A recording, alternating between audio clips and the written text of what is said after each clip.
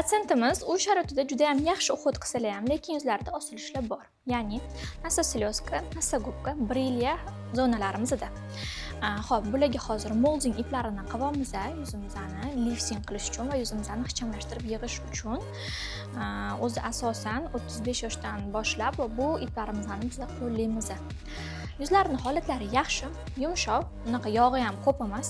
Molding ip bemalol ko'taradi. Jarayonlarni kuzatib borishingiz mumkin. Biz boshladik.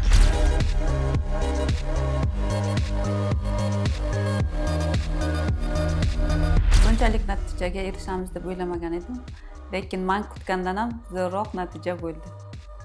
Patsientimizga aytganimdek molding protsedurasini o'tkazdik. Bu hozir momentalniy effektda 20 minutdagi 2-3 kundan keyin yuzda yig'ilib, yuzdagi отекlar ketgan holatda juda ham chiroyli rezultatga erishamiz.